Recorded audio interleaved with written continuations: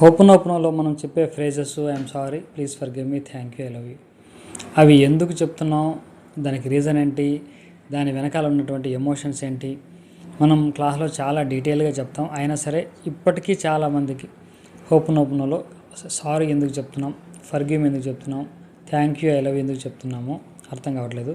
ఈ వీడియోలో ఆ ఫ్రేజెస్ ఎందుకు చెప్తున్నాం, దాని వెనకాల ఉన్నటువంటి ఎమోషన్స్ ఏంటి చెప్తాను. చాలా శ్రద్ధగా వినండి. ఇది కంపల్సరీ హోపనోపన చేసే అందరూ కూడా ఖచ్చితంగా అర్థం చేసుకోవాలి. ఇది అర్థం చేసుకోకుండా కేవలం I'm sorry, please forgive me, thank you, I love you అంటూ ఉంటే ఎటువంటి ఉపయోగం లేదు. అంటే నీకు ఇది టోటల్గా ఇది ఎమోషన్ లెవెల్లో పనిచేస్తుంది. ఎటువంటి ఎమోషన్స్ యాడ్ అవ్వకుండా, ట్రిగ్గర్ అవ్వకుండా కేవలం ఆ ఫ్రేజెస్ చెప్పడం వల్ల ఏముంటుంది చెప్పండి. కాబట్టి దాని వెనకాల ఉన్నటువంటి ఎమోషన్ని మీరు అర్థం చేసుకోవాలి. ఆ ఎమోషన్ మీరు కనెక్ట్ అవ్వాలి. ఇప్పుడు ఈ బుక్లో నా దగ్గర జీరో లిమిట్స్ అనే ఒక బుక్ ఉంది. ది హ్యూలెన్ జో వైటాలే కలిసి రాసినటువంటి బుక్. ఈ పుస్తకంలో ఉన్నటువంటిది యాజ్ ఇట్ ఈస్గా చదివి వినిపిస్తాను, అర్థం చేసుకోండి. ఇదే విషయాలు క్లాస్లో చాలాసార్లు చెప్పాం. అయినప్పటికీ చాలామందికి ఇప్పటికీ సందేహాలు ఉన్నాయి. నేను చెప్తానండి. ఇప్పుడు ఐఎమ్ సారీ ఎందుకు చెప్పాలి అంటే ఇక్కడ ఆయన చెప్పారు చూడండి, by saying I'm sorry you are telling the divine.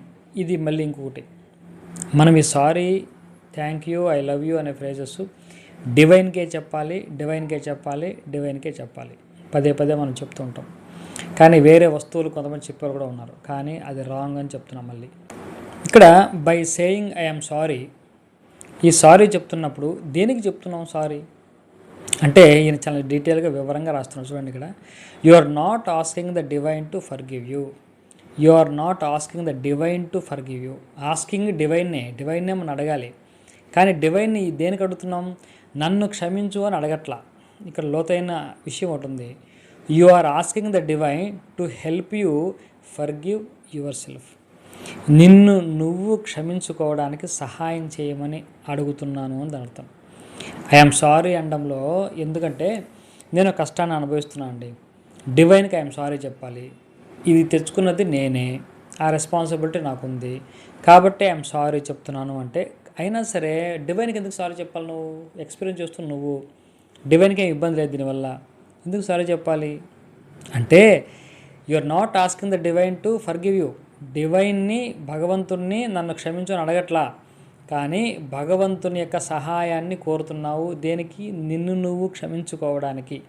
ఇక్కడ అల్టిమేట్గా క్షమించుకోవాల్సింది, హీల్ చేసుకోవాల్సింది నిన్ను నువ్వే. కాకపోతే నిన్ను నువ్వు హీల్ చేసుకునే స్థాయి, శక్తి నీకు లేదు. కాబట్టి భగవంతుడి యొక్క సహాయాన్ని అడుగుతున్నాం కాబట్టి ఐఎమ్ సారీ. కాబట్టి ఐఎమ్ సారీ అన్నప్పుడు బాగా గుర్తుపెట్టుకోండి, మనల్ని మనం హీల్ చేసుకోవడానికి భగవంతుడి యొక్క సహాయాన్ని కోరుతున్నాం. నన్ను క్షమించు, నేనే తప్పు చేశాను కాబట్టి ఇప్పుడు హీల్ చేయాలని కోరుకుంటున్నాను, నన్ను నేను హీల్ చేసుకునే విధంగా నాకు సహకారం అందించవయ్యా అన్నంత సెన్స్లో మనం ఐఎమ్ సారీ చెప్పాలి.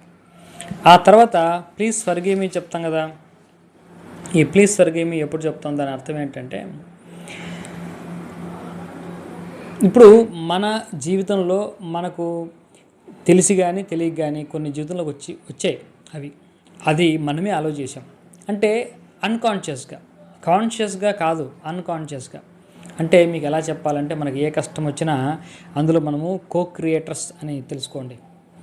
అంటే మన సనాతన ధర్మంలో ఏం చెప్తున్నామంటే, బుద్ధి కర్మానుసారిణి అని చెప్తుంది.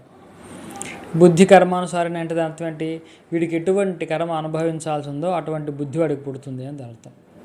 అంటే ఉదాహరణకు ఒక కష్టాన్ని అనుభవించాల్సి ఉందనుకోండి, వాడు కొత్త ఇంటి కోసం వెతుకుతూ ఉంటాడు, అద్దె కోసం.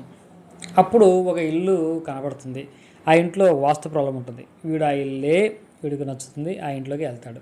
అక్కడ ఉన్నటువంటి సమస్యను వీడు ఎక్స్పీరియన్స్ చేస్తాడు.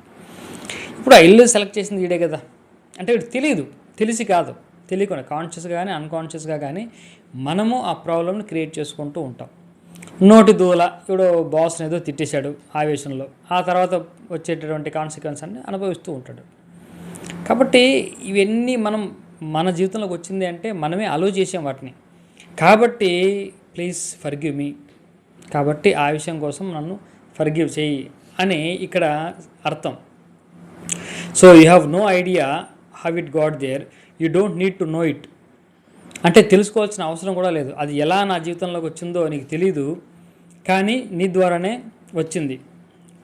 తెలుసుకోవాల్సిన అవసరం కూడా లేదు. కాబట్టి ప్లీజ్ ఫర్గివ్ మీ. ఇప్పుడు థ్యాంక్ యూ తర్వాత చెప్తాం కదా, ఈ thank you, I love you. When you say thank you, you're expressing gratitude. ఎందుకు గ్రాటిట్యూడ్ ఎక్స్ప్రెస్ చేస్తున్నాము అంటే showing the faith, showing the concern. భగవంతుడికి మన మీద ఉన్నటువంటి ఫెయిత్కి, కన్సర్న్కి మనము థ్యాంక్స్ చెప్తున్నాం. కాబట్టి థ్యాంక్స్ అనేది ఆ సెన్స్లో రావాలి. అది చాలామందికి తెలుసులేండి. మళ్ళీ ఇంపార్టెంట్ విషయం ఏంటంటే ఐ లవ్ యూ అనే చోట కూడా చాలామందికి అర్థం కాదు. అక్కడ ఉన్నటువంటి ఎమోషన్ ఐ లవ్ యూ ఎందుకు చెప్తాం. ఈ ఐ లవ్ యూ చెప్పడంలో చాలా పెద్ద సబ్జెక్ట్ ఉంది ఇక్కడ. ఈ బుక్లో రాశాడు. ఐ లవ్ యూ ఏం చేస్తుందంటే transmute the energy from struck to flowing. అంటే ట్రాన్స్మ్యూట్ అంటే తెలుగులో ఎగ్జాక్ట్గా మనం చెప్పంటే పరివర్తన. అంటే మనకి ఎనర్జీ స్ట్రక్ అయి ఉంటుంది, మనకి ఏది ముందుకు వెళ్ళకుండా ఒక బాధతో ఎక్కడైనా ఎనర్జీ ఉంటుంది. ఒక ఆనందంలో ఎనర్జీ ఉంటుంది, బాధలో కూడా ఎనర్జీ ఉంటుంది, కానీ అది ఎనర్జీ స్ట్రక్ అయింది. ఆ స్ట్రక్ అయినటువంటి ఎనర్జీని మూవ్ చేయడం కోసం మనకు ఐ లవ్ యూ వాడుతున్నాం. ఎందుకు ఐ లవ్ యూ వాడుతున్నామంటే love is highest state of emotional vibration. కాబట్టి ఈ ఐ లవ్ యూ అని చెప్పినప్పుడు మనం ఆ లవ్ మనం ఫీల్ అవ్వాలి. ఆ లవ్ ఫీల్ అయినప్పుడు ఆ ట్రాన్స్మ్యూటేషన్ మనకు కనపడుతుంది. ఇక్కడ చూడు చెప్తున్నాడు, energy from struck to following it reconnects you to divine. డివైన్తో మళ్ళీ రీకనెక్షన్ మనకు వస్తుంది. మనం డివైన్తో కనెక్షన్లో ఉన్నంతసేపు మనకు హ్యాపీగా ఉంటాం, ఇన్స్పిరేషన్ ఉంటుంది, బాగుంటుంది మన లైఫ్. ఎప్పుడైతే మనం డీవియేట్ అవుతామో అప్పుడే ఈ సమస్యలు వస్తూ ఉంటాయి. కాబట్టి ఐ లవ్ యూ అనేది అద్భుతమైనటువంటి ఫ్రేజు. దేనికి? To reconnect with the divine. Since the zero state is one of the pure love and has zero limits. ఇక్కడ లిమిట్స్ ఏమి ఉండవు. అంటే ప్యూర్ లవ్ అనేది, అంటే జీరో స్టేట్ అనేది it's pure love. Zero state అంటే జీరో స్టేట్లో మనకి ఎటువంటి కండిషన్స్ లేవు, ఎటువంటి లిమిటేషన్స్ లేవు. అటువంటి స్థితినే జీరో స్టేట్ అంటాం. ఈ జీరో స్టేట్లో ఉన్నప్పుడే మనం ఏదైనా సాధించగలుగుతాం. You are beginning to get to that state by expressing the love. ఆ స్టేట్కి ఎలా వెళ్తామంటే by expression of the love. So love ద్వారానే ఆ స్టేట్కి మనం వెళ్తాం. కాబట్టి ప్రేమ అనేది అన్నిటికంటే హయ్యెస్ట్ ఎమోషన్. కాబట్టి మనము స్వస్వరూప ధ్యానంలో మొత్తం లవ్ చుట్టే తిరుగుతూ ఉంటుంది. చూసారా, చాలా చాలా ఇంపార్టెంట్. మనం స్వస్వరూప ధ్యానం చెప్పినా, ఇక్కడ హోపనోపనలు చెప్పినా రెండిట్లో జరిగేది ఒకటే, భాష వేరు అంతే తప్పిస్తే. కాబట్టి స్వస్వరూప ధ్యానం చేసినా కూడా అక్కడ లవ్ అనే దాన్నే మనము ఇన్వోక్ చేస్తూ ఉంటాం, ప్రేమను ఆవిష్కరిస్తూ ఉంటాం మన హృదయంలో.